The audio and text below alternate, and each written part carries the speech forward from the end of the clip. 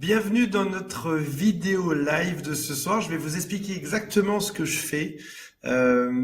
J'avais dans le temps une procédure qui était de faire tous les lundis soirs un live sur YouTube et puis finalement ça s'est décalé au mardi, puis au mercredi, puis j'en ai moins fait, puis j'en ai plus fait, etc.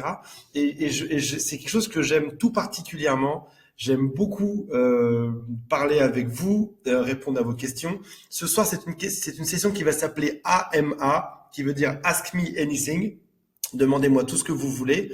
Et le temps que les gens s'installent dans la salle, parce que le temps que les gens arrivent ici, je vais commencer par vous raconter une petite histoire d'une reconquête que j'ai entendue ce matin. J'ai un client, comme vous savez, on peut m'appeler, des fois on peut me poser des questions où je peux suivre les gens en coaching. Et j'ai eu un client il y a 2 ans de ça qui avait vécu une histoire assez singulière et en même temps qui ressemble à beaucoup d'autres. Son histoire était la suivante. Il sortait avec une fille qui avait des difficultés à se stabiliser. En gros, elle se voyait bien être en couple, mais elle ne se voyait pas, elle ne s'imaginait pas rester en couple longtemps. Donc en gros, lorsqu'ils se voyaient, ça se passait bien. Pendant quelques semaines, ça se passait bien. Et puis après ça, au bout d'un mois, on sentait qu'elle voulait partir. Un peu comme si lui, il était un espèce de constructeur, le prince du royaume ou le roi qui créait son royaume, les murs, la maison, etc. Il faisait tout pour que ça se passe bien ou pour que les enfants rentrent dedans, qu'ils aient des enfants ensemble. Et elle, son seul désir qu'elle avait au final, c'était aller se promener, aller se balader, voir peut-être d'autres royaumes, etc. Sortir de tout ça et ne pas se laisser enfermer. Et au final, si on réfléchit bien, vu de loin, en tout cas au début du coaching, quand j'ai pris cet homme, quand on a commencé à parler ensemble, on peut pas dire que l'un des deux a raison. On peut pas dire que la femme, cette femme-là en l'occurrence, a raison de vouloir voyager, se balader, ne pas s'accrocher, etc. Et on peut pas non plus dire que lui, il est tort ou raison. Il veut créer une maison, un foyer, un royaume, où il y aura des enfants, où ils vont peut-être, je sais pas, partir en vacances ensemble, faire des plans ensemble, se balader ensemble et avoir un projet en commun. Les deux sont respectables et pour autant, les deux ne sont pas compatibles. Et donc, vous allez voir pourquoi est-ce qu'on arrive à aujourd'hui dans cette histoire. Et donc, il se bat, je donne des tonnes de conseils, des tonnes d'SMS, des choses à dire, des phrases à dire, etc. Et puis ça progresse comme ça. Et le truc, c'est qu'à chaque fois, il arrivait à se remettre avec elle pendant un temps, et à chaque fois, elle repartait, elle s'envolait. Un peu comme si on avait voulu mettre en cage un oiseau. C'est la version poétique de ça. Il ne le voyait pas du tout comme ça. Lui, ce qu'il voyait juste, c'est qu'elle essayait de le détruire ou de le déchirer, ou qu'il n'arrivait pas, malheureusement, à créer quelque chose avec elle. Mais la vision poétique de ça, c'est qu'il voulait mettre un oiseau en cage et qu'elle ne voulait pas se mettre dedans. Et, et le truc, c'est que généralement, on peut réfléchir, on peut essayer de comprendre ça. Pourquoi est-ce qu'une personne veut d'un côté créer quelque chose de fixe et de stable? Pourquoi est-ce qu'une autre veut partir, faire sa vie et ne veut pas s'engager? Et souvent, si on remonte à l'enfance, si on essaie de comprendre un peu d'où ça vient, on comprend vite qu'il y a des raisons à ça. Peut-être que tes parents, je dis n'importe quoi, peut-être que tes parents t'ont trop enfermé à la maison quand t'étais plus jeune et que maintenant, après ça, avec l'âge, tu veux te balader en permanence, quel que soit ton âge. Au passage, ces deux personnes-là avaient 40 ans. Donc, quel que soit ton âge, tu peux avoir une envie sans fin de ne pas t'engager, de n'être jamais engagé dans rien. Et on peut aussi réfléchir du côté de l'homme. L'homme, dans ce cas-là, qu'est-ce qui fait qu'il a envie de se mettre dans ce couple-là? Qu'est-ce qui fait qu'il a envie de construire, etc.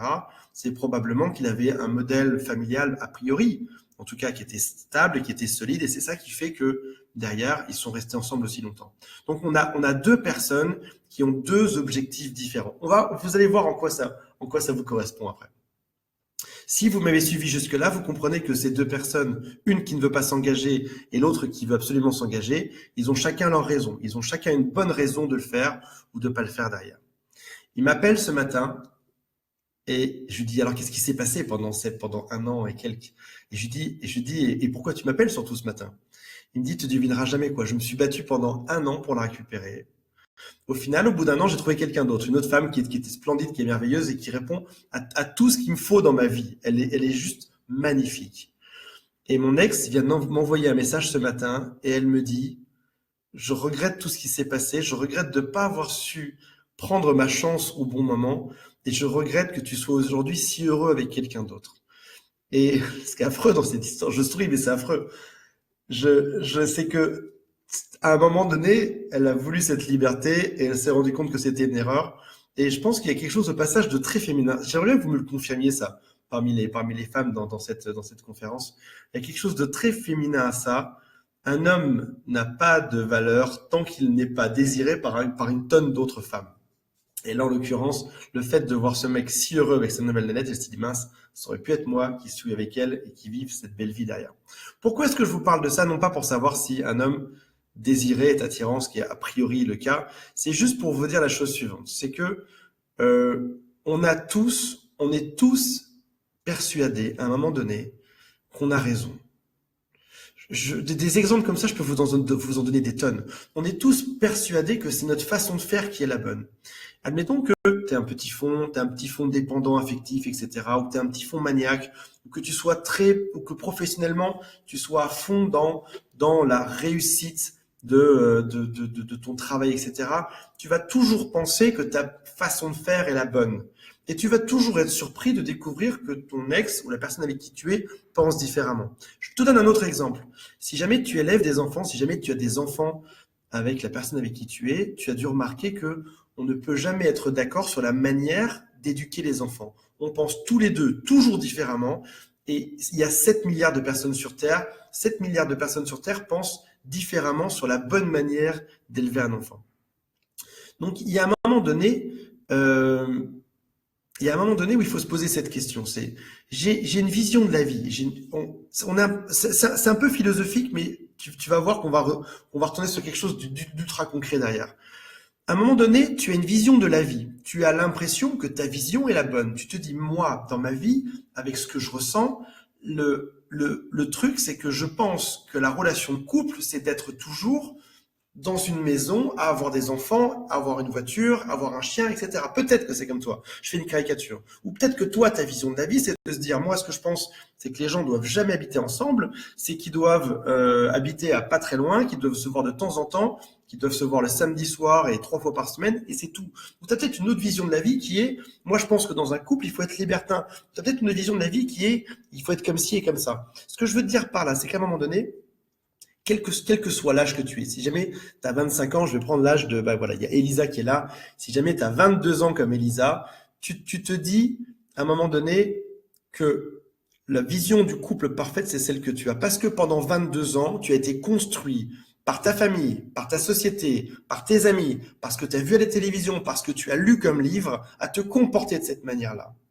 Et à un moment donné, tu dois te mettre en couple avec quelqu'un qui, lui, pendant peut-être 25 ans également, a aussi également eu sa vision de la vie, a été éduqué par ses parents, par ses proches, qui a eu des amis qui lui ont donné des idées, qui a vu d'autres types de films, qui a eu d'autres types de comportements, qui a fait d'autres liens derrière par rapport à ça. Et le truc important, c'est à un moment donné, c'est de te dire, parce que j'ai souvent ça en coaching, et c'est ça le point important de là où je vais arriver aujourd'hui, c'est que j'ai souvent eu en coaching des gens qui m'ont dit, je n'arrive pas à faire comprendre à mon ex que ce qu'il lui faut dans la vie, c'est être dans une maison avec moi, qu'on soit un couple stable et qu'on vive comme ci et comme ci et comme ça. Et quand je dis à cette personne, mais pourquoi est-ce que finalement tu vivrais pas en fait un peu plus comme l'autre? Je vous donne un autre cas de figure. Elle est mannequin, il est trader. Il est trader à la bourse. Elle, sa vie, c'est papillonner sur scène, etc.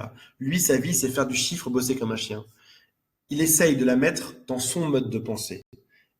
Elle, ce qu'elle essaye, c'est de le mettre dans son mode de pensée à elle, bien évidemment. Et pourquoi ça ne matche pas? Parce qu'ils sont tous les deux intimement persuadés que c'est leur façon de faire qui est la bonne.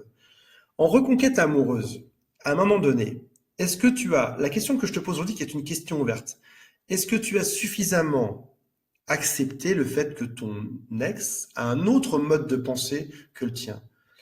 Qu'aujourd'hui, tu te dis que ce serait plus simple que ton ex pense comme toi. Mais est-ce que le plus simple, ce serait pas tout simplement que tu penses comme ton ex, que tu sois exactement la personne qu'il veut aujourd'hui? Est-ce que tu es prêt à ça? Est-ce que si tu es trader en bourse, ou tu bosses à la Défense, ou tu bosses à New York, à Manhattan, est-ce que tu es prêt à tout quitter par amour en te disant finalement elle a raison, on va avoir une vie de bohème exactement comme elle le souhaite. Parce que je suis plus amoureux que tout ça et je vais passer sur les 30 ans ou les 25 ans d'expérience que j'ai dans la vie pour me fier à ce que elle veut. Est-ce que tu es prête aujourd'hui? Admettons, prenons le cas inverse, tu es une nénette et tu veux une relation où on s'engage, on est sérieux, etc. Est-ce que tu es prêt à considérer le fait que lui, ce qu'il veut en face, c'est peut-être juste que vous vous voyez de temps en temps? Parce que c'est peut-être ça, sa vision de la vie et du couple à lui, en fait. Là où toi, tu te dis que dans tes valeurs à toi, il est en train de te foutre de ta gueule et de t'utiliser comme un objet sexuel, peut-être que dans sa vision à lui, c'est ça la vision de l'amour. Et à un moment donné, dans la reconquête amoureuse, et après ça, je vais prendre vos questions. Mais à un moment donné, dans la reconquête amoureuse, on se base trop sur nos propres certitudes, sur ce que nous, on a comme vision idéale du couple, et pas assez sur la vision idéale du couple de l'autre. Et probablement qu'une très bonne question à poser à ton ex, c'est pour toi, qu'est-ce que c'est le couple parfait? Et on peut même aller plus loin. J'ai publié une vidéo récemment qui s'appelle pour toi, quelle est la journée idéale? C'est une question que j'aimerais vous poser aussi aujourd'hui. Pour toi, aujourd'hui, quelle est la journée idéale? Comment est-ce que tu te réveilles? Qu'est-ce que tu aimerais faire? Admettons que dans ta journée idéale, tu aies de l'argent en illimité et tu n'aies aucune contrainte, tu n'as aucun jugement social. Tu peux faire tout ce que tu veux. Tu peux tuer des gens si tu veux. Tu peux vivre dans un paquebot. Tu peux faire tout ce que tu veux. Quelle serait ta journée idéale? Qu'est-ce que tu ferais si chaque jour de ta vie était cette journée idéale, elle se répétait à l'infini jusqu'à ta mort? Quelle serait cette journée idéale? À quelle heure tu te lèverais le matin? Qu'est-ce que tu mangerais? Qu'est-ce que tu ferais à midi? Ou est-ce que tu travaillerais ou pas l'après-midi? Qu'est-ce que tu ferais le soir, etc. J'aimerais beaucoup avoir votre avis là-dessus. À un moment donné, lorsqu'on s'intéresse pas suffisamment à l'autre et qu'on prend trop nos propres acquis pour quelque chose d'indélébile et qui doit se projeter sur tout le monde, y compris sur notre couple, on se trompe. Alors que si on écoute un peu plus l'autre et qu'on lui demande, c'est pas normal à un moment donné qu'en coaching, les gens savent si peu de choses sur leur ex. Ou que quand je leur pose la question, par exemple, j'ai posé une question récemment qui était, dis-moi en plus sur ton ex. Par exemple, pour ton ex, ce serait quoi sa journée idéale? 9 personnes sur 10 me répondent, j'en ai aucune idée. C'est-à-dire qu'en fait, tu te vois bien vivre avec cette personne, tu te vois bien avoir des enfants, etc. Mais tu n'as jamais eu conscience de quelle était sa journée idéale. Qu'est-ce qu'il aime faire vraiment, ton ex?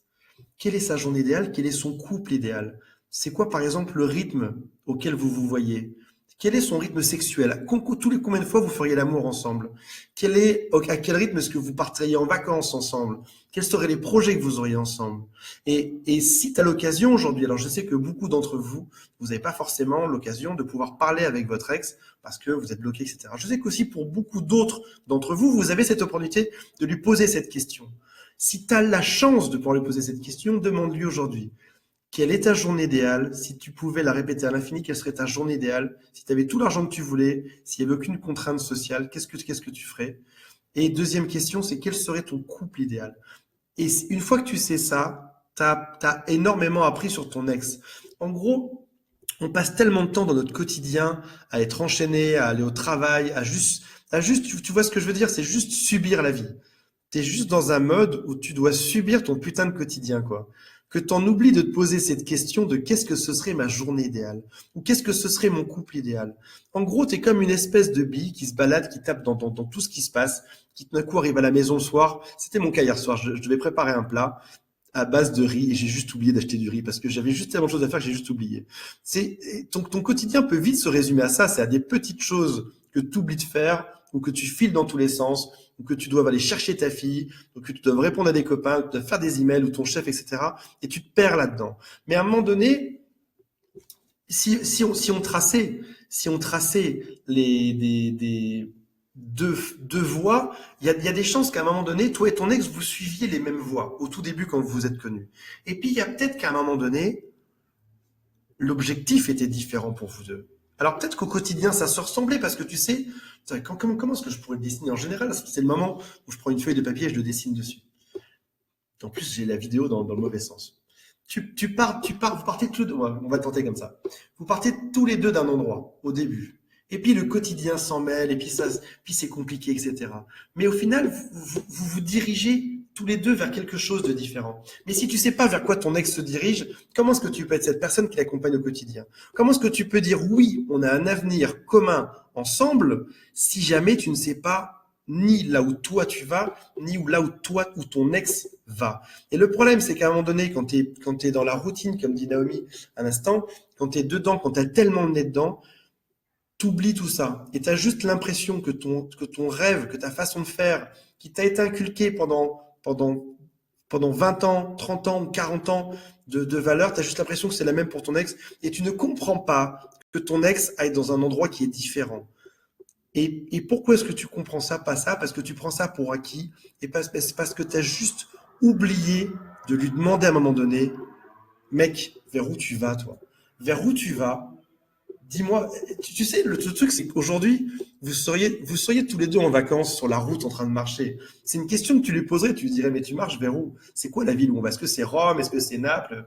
Est-ce que c'est Milan? Tu vas où, en fait? Sauf que dans la vraie vie, on pose pas cette question, parce qu'on l'oublie, en fait, trop souvent. Mais si tu as l'opportunité, je pense que ta conquête a 30% de chance de plus de marcher. C'est un chiffre que j'invente, mais en même temps, je pense qu'il est ultra vrai. Je pense que ta reconquête a 30% de plus de chances de marcher.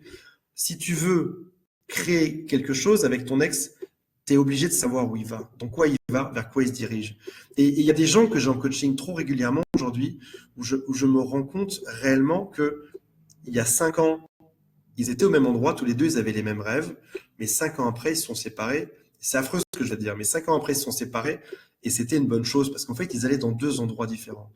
Alors, des fois, c'est une bonne chose, dans d'autres cas, non. Dans d'autres cas, c'est juste que tu as oublié de demander où est-ce qu'on allait, tu as oublié de poser cette question, et du coup, bah, vous partez tous les deux en live dans deux endroits. Et qu'est-ce que tu veux que ton ex te récupère quand vous êtes tous les deux sur des lignes qui sont différentes? Voilà, j'espère que c'est clair. J'aimerais bien voir vos questions dans ce dedans. Il y a Nada qui me demande coucou Antoine, comment faire pour garder un homme? C'est une question à laquelle j'ai répondu sur YouTube il y a 2 jours. Et à mon sens, il y a deux choses principales pour récupérer un homme. Je te fais le truc en très très court, en 2 phrases. La toute première, c'est d'intégrer son univers à fond. Là, ce sera un conseil différent pour comment garder une femme toute sa vie. Pour garder un homme toute sa vie, c'est intégrer son univers au maximum. Et la deuxième chose, c'est le rendre utile, lui demander des services. Et dans le livre de psychologie, j'en ai lu un qui était gigantesque, qui faisait 500 pages la semaine dernière. Ils expliquaient que les hommes, si c'est affreux ce que je vais te dire, que les hommes étaient un peu comme des chiens et qu'il fallait leur demander des services et les gratter un peu derrière la tête parce qu'ils étaient ravis derrière de rendre service. Et je te promets que c'est vrai. Moi, c'est mon cas. Si une femme intègre mon univers et qu'elle me demande des services, je serai le plus heureux des toutous hommes au monde. Alors, on a qui dans le live aujourd'hui? Je vais vous dire bonjour à tous. Salut Auguste, Jalel, Chloé, Tony, j'ai vu ton message, je te rappelle dès demain. Quentin qui nous dit bonjour aussi. Adrien, Bertrand, super chef du groupe et expert en modération. Hélène, Elisa, Dina, Chloé, Madeleine, Nanou, Nénette, Lisa, Nanou, David, punaise, il y a un monde de fous. Elisa, Naomi, il y a trop de messages. Jess, Annabelle, Corinne. Dites-moi, allez, posez-moi vos questions et on se fait une petite session de questions-réponses. Déjà, est-ce que vous avez tous une idée de votre journée idéale? Est-ce que vous savez tous où vous allez globalement dans votre vie? Et est-ce que vous avez une idée de là où votre ex va? Si jamais déjà on pouvait être sûr que sur le GPS, comment on peut appeler ça, le GPS de l'amour, vous êtes tous les deux dans le même endroit, on aurait déjà sacrément progressé. Il y a une personne qui m'a répondu tout à l'heure, j'ai vu passer le commentaire sur sa journée idéale et qui m'a dit, alors en plus j'ai les messages qui s'effacent au fur et à mesure. Alors, ma journée idéale, passer la journée avec les pitbulls et Antoine sur la plage en buvant des mojitos en mangeant des pizzas. Elisa, c'est une super réponse. Et je pense que je te fatiguerai si cette même journée se répétait toute la vie. En même temps, ce serait quand même cool, des mojitos et des pizzas. Alors, Auguste Olivier me pose une question sur la stabilité. Mon ex compare sa vie à sa meilleure copine qui s'est mise en ménage dans un appart avec son copain. Mon souci, c'est que moi, je suis au chômage depuis fin mars et que pour faire des économies financières, je me suis mis provisoirement chez ma mère. Et comme je n'ai pour le moment pas mon indépendance, je pense que c'est pour cela qu'elle m'a quitté. Ça soulève un sujet qui est excellent, qui est super intéressant. L'influence des gens. Tu sais, tout à l'heure, on parlait de voyage. C'est un sujet sur lequel je vais revenir dans les prochaines vidéos. On parle de voyage, on parle de chemin dans lequel on va. Si jamais à un moment donné, tu vas sur une route, admettons, on va reprendre l'histoire de l'Italie. Tu vas en Italie, tu marches sur la route, tu as ton sac à dos sur les épaules, tu te balades et tu croises des gens. Tu croises des amis, en l'occurrence. Tu te fais des amis sur la route. Si à un moment donné, tu vas vers Milan et que tu croises trois copines, ou une copine, c'est sa meilleure amie là, qui lui dit, écoute, tu vas à Milan, je te recommande autre chose. Je te recommande d'aller plutôt dans la ville d'à côté là-bas, qui est beaucoup plus jolie et tu vas adorer. En plus, il y a des Airbnb qui sont vraiment pas chers. Tu vas forcément te faire influencer par la copine qui t'a dit ça. Il y a de grandes chances que tu ailles dans cette ville-là. Dans la vie amoureuse, c'est pareil. Tu es en couple, tu fais des choses, tu as tes certitudes. Et tout d'un coup, tu te rends compte, tu es une femme, et tu te rends compte que tes trois meilleurs amis ou tes trois collègues de travail au bureau sont célibataires. Et qu'est-ce qui se passe? Elles vont t'influencer parce qu'elles vont te raconter le lundi matin tout ce qu'elles ont fait le week-end, qu'elles se sont éclatées, qu'elles ont été en boîte de nuit, qu'elles ont fait la fête, qu'elles se sont défoncé la gueule, qu'elles ont couché avec des mecs, etc. Et comme tu es une femme que tu as envie de t'amuser, alors un homme ce serait pareil, mais là en l'occurrence c'est une femme, comme tu as envie de t'amuser, tu te dis putain ce serait cool quand même, parce que tout d'un coup tu prends en réflexion ta propre vie, tu te dis moi, ce week-end qu'est-ce que j'ai fait avec mon mec? On s'est fait chier, on était un peu devant la télévision mais c'était pas terrible, qu'est-ce qu'on a fait après encore? Il m'a saoulé avec sa mère, on a été dîner avec ma belle famille, puis c'est tout quoi. Et du coup, tu te fais influencer par ça. Et tu te dis, ma vie serait mieux si c'était différent. Là, dans ton cas, Auguste Olivier, ton ex compare sa vie à celle de sa meilleure amie qui s'est mise en ménage dans un appartement avec son copain. Elle se fait influencer. Sa meilleure amie lui a dit, waouh, c'est génial. On se voit tout le temps, on se fait des soirées Netflix, on est sous la couverture, on mange de la glace, on bouffe des pizzas. C'est juste génial. Donc forcément, à un moment donné, elle est influencée par ça. Après ça, tout dépend de sa mentalité. C'est pareil pour un voyage. Si moi, je veux absolument aller voir Rome et que je me balade avec mon sac à dos et que j'ai un copain qui passe qui me dit va à Milan, je dirais mec, je m'en fous parce que moi, ce que je veux, c'est aller à Rome. C'est là-bas que je veux. Et cette question est bonne parce qu'elle rejoint autre chose. Tu sais, il y a un dicton qui dit souvent l'herbe est plus verte dans le champ d'à côté.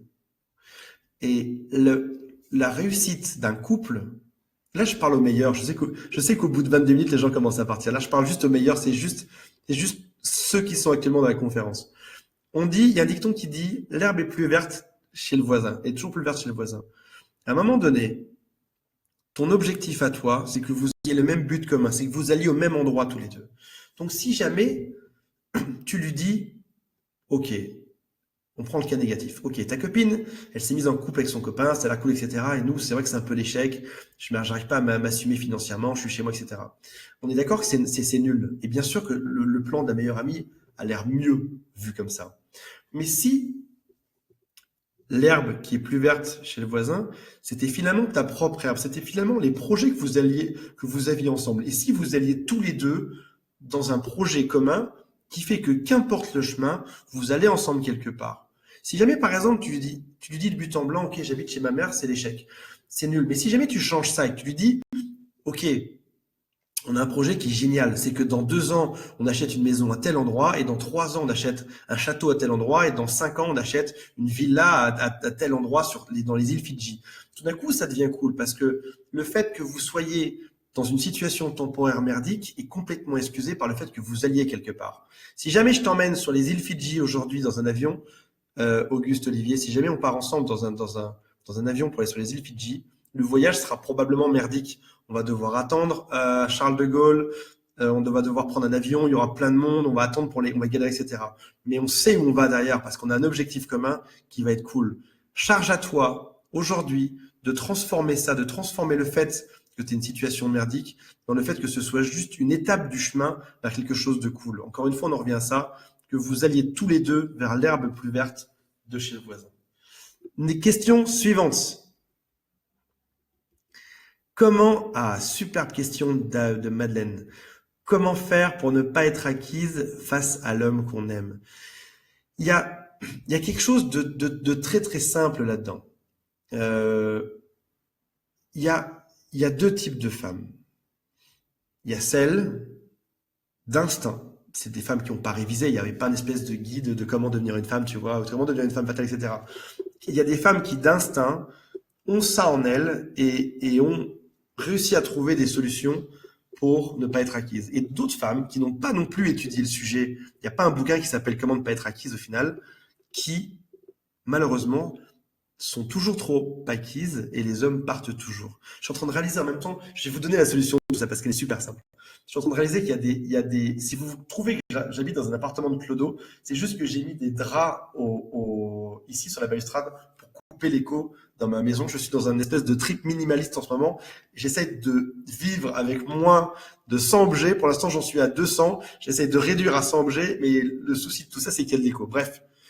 La vraie question, c'est comment faire pour ne pas être acquise face à l'homme qu'on aime. La vraie réponse là-dedans, elle est double. Primo, c'est lui poser des questions, lui demander des services. On en revenait à ça tout à l'heure. J'ai dit qu'il y avait 2 points pour garder l'homme de ses rêves. Le premier, le premier tout à l'heure, c'était de rentrer à fond dans son monde. Le deuxième, c'était de lui demander des services. Et je vais en ajouter un troisième, juste pour l'occasion. Le troisième, c'est de ne pas tout accepter. C'est mettre des limites à ce que tu penses être acceptable. Je te donne des exemples. J'ai parlé avec une femme qui laissait tout faire à son mec. Il voulait partir une semaine à New York avec ses copains. Elle lui disait, vas-y, c'est génial, profite, amuse-toi bien. Il rentrait un peu tard le soir du travail, il rentrait à 21h, 22h, 23h. Il lui disait, vas-y, c'est génial, fais ce que tu veux, etc. Des fois, il disait, écoute, je suis pas bien, je vais rester à la maison tout le week-end, pars avec tes potes, moi je vais rester à regarder les séries. Elle disait, ok. Elle disait oui à tout. Et à un moment donné, tu comprends bien que si tu ne veux pas être acquise, il va falloir que tu mettes tes limites. Tu sais, il y a ce dicton qui dit trop bon, trop con. Maintenant, on peut le tourner un peu différemment, ce dicton. On peut se dire, jusqu'à quel point j'ai pris sur moi, je me suis sacrifié pour l'autre par amour. Est-ce que j'ai toujours l'impression que c'est une bonne chose de me sacrifier pour ça? Je vais te donner 2 exemples par rapport à ça. Il y a, je sais pas si tu as remarqué, mais quand tu étais à l'école, je sais pas quel âge tu as, Madeleine. C'est quand tu étais à l'école, je sais pas si tu es encore à l'école ou pas. Quand tu étais à l'école, moi en tout cas, je m'en souviens, j'ai 41 ans. Quand tu étais à l'école, les professeurs que tu préférais n'étaient pas toujours les plus gentils. Est-ce que tu t'en rappelles de ces profs que tu aimais bien? C'était pas toujours les plus sympas. Des fois, c'était même les plus durs. C'était ceux qui savaient remettre carré une situation. Des fois, ils étaient gentils, mais des fois, ils savaient où étaient les limites. En couple, les personnes que tu as préférées n'étaient pas toujours les plus gentilles. Et si jamais tu ne veux pas être acquise, ne sois pas toujours la plus gentille. Ce sera pas la gentillesse qui sera la clé de ton succès amoureux. C'est pas ça qui fait que l'autre va t'aimer encore plus. La gentillesse n'a jamais été un critère d'amour. Jamais personne ne s'est marié dans une église en disant je vais me marier avec elle parce qu'elle est gentille. Personne au monde, peut-être dans un mariage organisé, et encore, je suis même pas sûr. La plupart des gens qui se marient vont te dire je me suis marié avec cette femme. Elle est chiante, mais je vais quand même l'épouser. Je ne sais pas pourquoi. C'est ça que vont dire la plupart des hommes. Il y a plein de livres à ce sujet. Va voir à la Fnac. Les hommes préfèrent les emmerdeuses de Cheryl Argov, il me semble. Un livre qui doit avoir 10 ou 15 ans et qui t'explique que être chieuse. Alors, être chieuse, ça veut pas dire taper des colères dans tous les sens, faire n'importe quoi. C'est pas lui taper des scandales ou des sketchs lorsqu'il y a des copains ou quand il fait n'importe quoi. Non, c'est juste savoir être gentil, mais avoir ses limites. Comme quand tu dresses un chien, on y revient à ça. Quand tu lui dis de faire des choses, tu mets des limites et tu lui apprends. Et il y a quelque chose qui s'appelle aussi le renforcement positif. Quand tu demandes à un homme de faire un service, le renforcement positif, c'est de le remercier derrière. Par exemple, je fais une caricature, ok? C'est pas ça dans la vraie vie. Par exemple, tu demandes à ton homme de te descendre une valise qui se trouve en hauteur, et quand il te la descend, tu fais waouh, t'es fort, bravo, merci mon homme, et tu lui fais une petite caresse. Ça, c'est du renforcement positif. Il a fait quelque chose de bien, tu le remercies. Tu inclus totalement son univers, tu fais du renforcement positif, tu lui demandes des services, et tu fais quelque chose qui est bien, tu le remercies quand il fait quelque chose de bien. Et la troisième chose qui est très importante, c'est, je viens juste de l'oublier, c'est de te mettre des limites, ne pas tout accepter, ne pas être une chieuse complète, une connasse complète, ne pas être trop gentil, mettre des limites sur ce que tu estimes être bien ou pas bien. Et tu vas voir que bizarrement, l'homme, quand il est carré comme ça marche toujours. Thibaut qui nous rejoint dans le live. Aline nous dit, mon mari aurait fui encore plus vite, n'hésite pas à nous dire pourquoi. Lisa qui est là, Ticia, très contente de te voir en direct, Aline, ça fait plaisir aussi. Euh, comment, Jalel nous dit, comment, car ça fait 6 mois de rupture, plus nouvelle, plus divorce à la clé. Je ne sais pas ce que ça veut dire. Claire, Claire Alice nous dit, mon ex veut que l'on s'appelle, ce sera toute dernière question ce soir, nous dit, mon ex veut que l'on s'appelle ce soir et je ne sais pas quoi lui dire. Alors, dans ce cas-là, je vais te dire la chose suivante. Quand c'est ton ex qui fait le pas vers toi de vouloir te parler, de vouloir t'appeler, qu'est-ce que tu fais? Qu'est-ce que tu lui dis? Tu le laisses parler. Tu fais la technique du 80-20. Tu le laisses parler 80% du temps et t'écoutes et tu parles 20%. Tu vois? C'est lui qui a fait la démarche de venir te parler, donc c'est à lui de te dire ce qu'il veut. Tu fais 80-20, il parle 80% du temps, tu parles 20% du temps, et t'essayes, avec la discussion qui progresse, de redresser gentiment vers 50-50. Mais c'est pas à toi de faire la démarche de tout ça. Oh punaise, il y a encore des tonnes de coachs derrière. Bertrand me dit, je t'aime, je t'aime Antoine. Quand est-ce qu'on se voit, Bertrand? Quand est-ce que tu me laisses venir à Lyon? Quand est-ce que tu viens ici? Au passage, vous êtes tous les bienvenus si vous voulez venir dans le sud. J'habite en dessous d'Aix en Provence. Aline qui me dit, vous êtes le meilleur coach, Antoine, ça fait plaisir. Greg, l'invitation est valable pour toi si tu as le courage de faire les 8h30 de route de chez toi à chez moi. Ou si j'ai le courage de venir, de faire 8h30 de route également.